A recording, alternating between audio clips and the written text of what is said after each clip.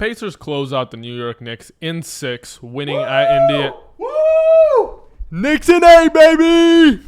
Knicks in 8! Bro, the series is over. What are you talking about? Wait, what do you mean? NBA series best is of played 10. to 7. No, it's a best Knicks of 7. in 8. It's a best of 7. Excuse? Your Knicks have lost. What? Jalen Brunson, No way. trash. Cat, overrated. Josh Hart, benched. Mikal Bridges. I need to take these off. Probably Sorry, put them back everyone. on, hide yourself. No, Omer is back. Yeah. Just talking some sports, go right ahead. Go right ahead. Sorry about that. All right, man. Yeah, you did not come prepared. The Pacers win in 6. The series is over. The NBA Finals is now going to be OKC versus Indiana. Pascal Siakam surprised a lot of people by winning the Larry Bird NBA Eastern Conference Finals MVP trophy. It was 5 votes for him, 4 votes for Tyrese Haliburton.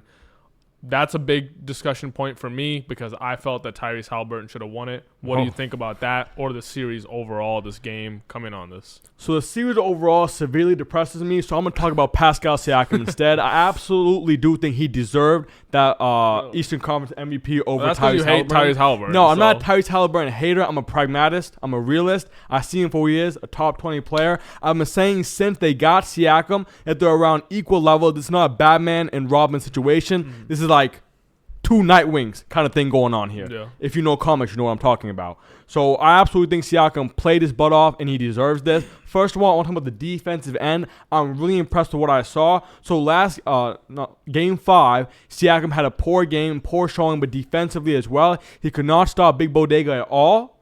This game, he wasn't necessarily stopping Big Bodega, but he was having a better showing on the defensive end. He was interfering in the passing lanes and so forth. In the offensive end, 31 points. What was I saying about Tyrese Haliburton since from the start? He didn't have that go-to move. If the team's not going, he can't get you buckets. But Siakam, as an isolation scorer, when you need half court, you go to Siakam. And I think that value is so underappreciated, especially with a team like the Pacers who feast off transition. You can't be a one-trick pony.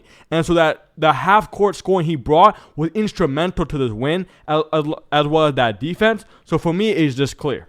Everything you said is why I think Pascal Siakam in general is good for this team. I agree that I have him slightly better than Haliburton, but like you said, it's very much a 1A, 1B. Neither of them are the clear alpha of the team.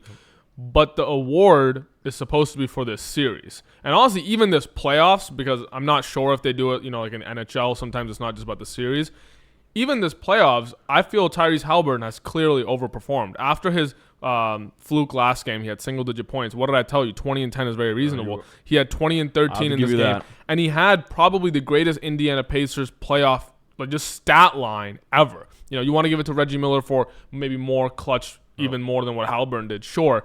But 15 assists, 0 turnovers. When we're talking about a top 5 playoff point guard performance from a pure playmaking perspective, I think that's up there. He's up there with the Stocktons, the CP3s, and all those guys at that point. So to not reward him for that, not to mention he's above his season averages. During the season, he's like a 16 and 8 guy. Oh. In these playoffs, he's been like a 20 and 10, 20 and 11 guy. I will say for regular season, this last year he was around 20 and 9. 29, so, okay. But yeah, I guess when he was slumping, they were struggling. But then his rebounds are also a little higher than I expected. So I really don't see what did Siakam do that was so, again, above his baseline? Because I already know when they're both at their baselines, I give a slight edge to Siakam. But I thought Haliburton clearly overperformed. Game 1, that was huge. He's making the game-winning plays. And in general, people talk about Pascal Siakam and how he has that ISO bag so he can get you that midi, which would be presumably what you need in clutch moments and game-winner moments.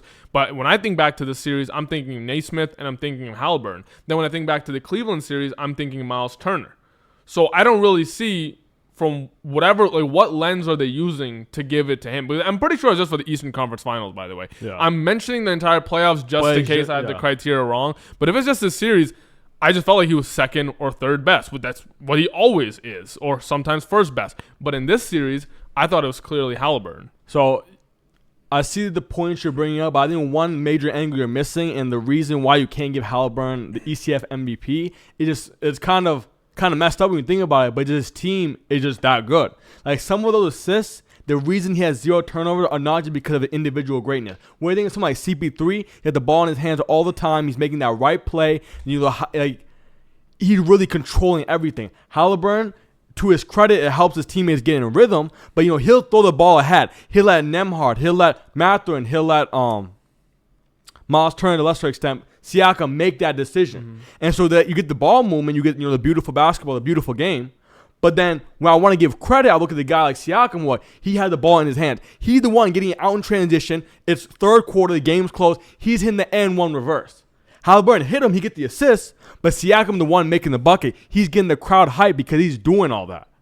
So for me, I think Haliburton, he had those moments like Game 4, Game 1, where he's taking over. He's being that guy. Mm-hmm. But that's just 2 games out of the series. I think, and part of it is recency bias. Game 6, Siakam put his stamp on the game. Sure. And it just kind of let everyone know, it just reminded everyone how much control he has over what's being done. While at Haliburton, I see him as a team augmenter. But when you're augmenter, you bring more attention to the team itself. You look at Nembhard, Mathurin, they played really well. Well, that's the thing. It would make sense if the main guy he augmented was Siakam. Like, if Siakam had 3 30-point games or a 40-point game where it was like, okay, Haliburton, you're doing all this, but Siakam is the one eating. Mm-hmm. It wasn't like that.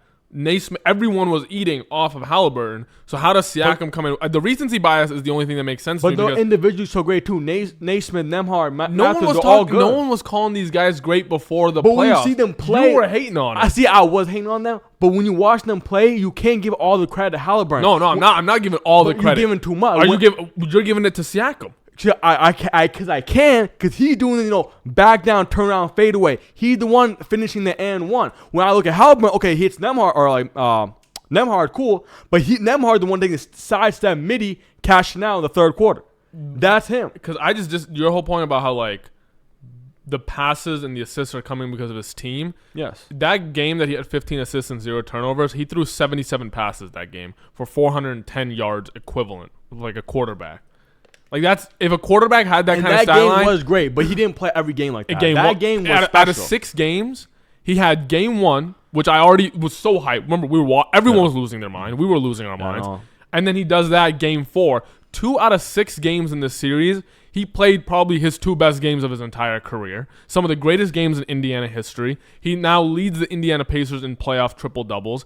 This is his best series. If he doesn't win, what did Siakam do that's so special? By this series is telling me you can't underrate defense as well. But the whole time Siakam was not amazing on defense. But he's solid. But he was solid. Haliburton, the liability. Siakam solid. Haliburton did not look like a liability to me this series because he wasn't on the point of attack. Brunson was having to deal with everybody else. Was taking care of business. Exactly. But so you're punishing Haliburton because his teammates stepped up? You have to recognize that. Haliburton's almost getting bailed out by Nembhard. It's kind of like 2015 Steph Curry, Iggy, and Klay Thompson take care of the defensive end. Did you think that was correct? Did you think it was correct when they gave Iggy the Finals MVP over Curry? He had LeBron to 30. LeBron to 30. That's exactly what it feels like. Obviously, Siakam is not that level of late in his career. I'm not trying to disrespect him like that. And Hallie's not Curry. But that's sort of what it feels like, where you rewarded the guy for doing the thing no one else really wanted to do, instead of rewarding the guy who actually had the most impact and won your team the games. I mean, Siakam had a plus 25 on that game 6.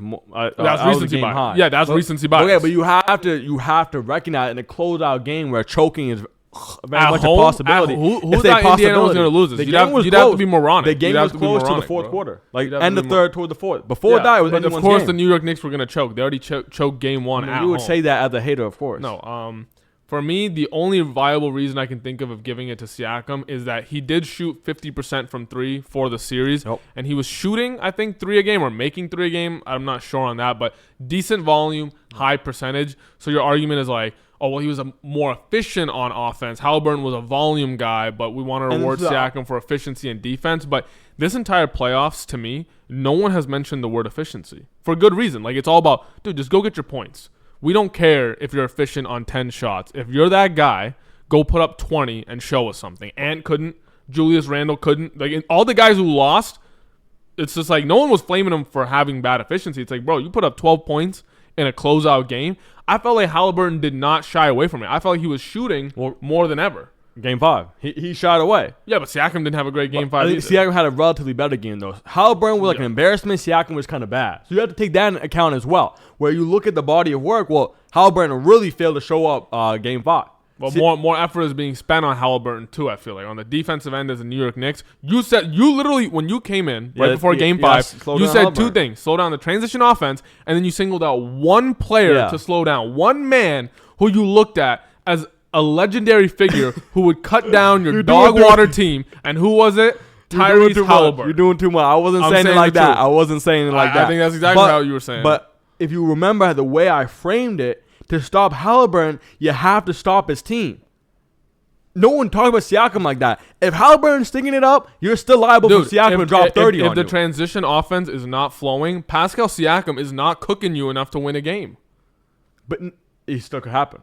It can't. Like, no, I've never seen it happen. I don't know if they ever won, but they definitely had games. Yeah, exactly. He'll do it. He'll do it. He'll do what you tell him. It's like DeMar DeRozan. Everyone was like, yeah, he can go get you a butt when everything else is going well and the entire defense is like, we got to lock in on this amazing player. DeMar DeRozan is a great third option who can go get you that midi. But if your offense is like, give it to DeMar in the low post, he's going to go to work. You are losing that game. But I think, but that's the thing though. I will concede that point, whatever. But what the point still remains is you need to have your offense need that versatility. So you can have a game where Haliburton isn't playing well, but I would say that part of him playing well is that they have sets and options to go to where it's in the half court where Siakam can cook. That takes pressure off Haliburton. So it's kind of this thing where you want to give credit to Haliburton. Cool. Like I said, his team is a real big part of the success. And on top of that, Siakam also gives him that flexibility to do what he does. So what would Haliburton have to do to win it over Siakam? In any series, let's say they somehow won the chip. I think the big thing for him is to not stink it up, not lay an egg in Game 5. Okay. That was bad. And then in general, he doesn't do anything on the defensive end. When you watch him on defense, it just kind of blah. But most guards don't. Yeah. Aaron Fox doesn't. Curry doesn't. I mean, it would be hard. It would be easier to those guards that do. How about this? If Haliburton give me a Curry level performance for one playoff series, he can have the ECF MVP. Game four goes down with all of Curry's greatest games. If Curry was on the Pacers, they would have ended this in 4 games. It would have been over already. So sure, because he's a better player. The performances that won Curry his MVPs, conference MVPs or whatever. Curry hasn't really won his fair share of Finals MVPs either. Yeah, exactly. But conference MVPs either is what my point. But my point is, is that when you're a guard, and like you said, most guards aren't that good in defense. Notable exceptions being CP3 and John Stockton, and Drew Holiday, exactly. Yep. You have to be transcendently great on the offensive end, and Haliburton had that for Game 4. Game 4. But then he falls Game 1 too. Game 1 he had 30 and 10. Remember 32 and 10. But it wasn't. That was good. That 32 and 10 with the choke symbol. That's great. That's great. I think ultimately just that Game 5 really hurt him. Exactly. They're punishing him for one dud. And then Game 6, he was fine. That was 20 and 13. That's fine. But Siakam was the star. 30 Sure. No, you gotta remember part of the Haliburton. I remember he has 21 or something. I know part of that 21 is in stat padding at the end of the game. Oh yeah, I don't blame him for stat padding, but you have to look at the number. You probably would have had sub 20. If it was a different kind of game, if he sat early or anything like that. So Siakam just put his stamp on the game and secure the win for the team. Yeah, I just think I didn't think it was the worst thing I've ever seen. Obviously, I think Siakam's a good player, but that really shows me that the voters, they look at scoring a lot for guards. Because if I take a guy who averages 20 and 13, imagine I just remove 7 assists, right? I bump him down to 6 assists. 7 assists is 14 points. So if I just put a more scoring-based guard in there, I legitimately believe 20 and 13 is worth something like 30 and 6. Really? When you think about pure offensive production. That's Jalen Brunson. If the Knicks won this series, they were not giving it to anyone other than Brunson. No. Even though Brunson was having a bad series, I would consider Bodega or anyone else, but they're going to give it to Brunson. But because Haliburton is getting a lot through assists, they, just like you, feel like, okay, but how do we even know how many of his assists are him versus his teammates doing the work? I love pure passes and I love point guards. So CP3 used to be one of my favorite players, but when you watch Haliburton, there's a difference. When I watch CP3's 10 assists, he's throwing lobs to DeAndre Jordan, making that guy looking like an all-star. One of the greatest finishers of his era. Okay, bro, calm down. DeAndre Jordan is not in the building. It's okay. We can speak the truth here. His rim field goal percent. What is CP3 doing to give him an extra 10%? But DeAndre Jordan is nothing without CP3. On the other side, Haliburton, he's a great passer, but his teammates are also doing great things when they get the ball. But that's why I think Haliburton is so good at passing. The media hasn't even caught up to how good he is. Because I understand what you're saying. You just throws it out in transition, right? Yeah. CP3, he's holding the ball. He's setting you just watch him and be like, easy for his teammates. Yeah, CP3 set it up. DeAndre Jordan did not do anything. Exactly. When you watch him with Pascal Siakam, Haliburton I'm talking about now, you're like, oh, half of the credit is really to Siakam. Yes. I see what you are saying, but I disagree. I think it is wrong. And if that's how people view Haliburton, which it must be because he's been rated the most overrated player, he couldn't even win this award. People must just think like that. When I watch him, I'm like, dude, I've never seen a guy look so janky and just, you can't, as a defender, you can't even tell what he's doing. Like if I was guarding him, what is he doing? He's just jumping up in the air and finding passes. The average guard, if I just told him to jump before they threw every pass, it's like 4 turnovers. He's like up, down. I don't know.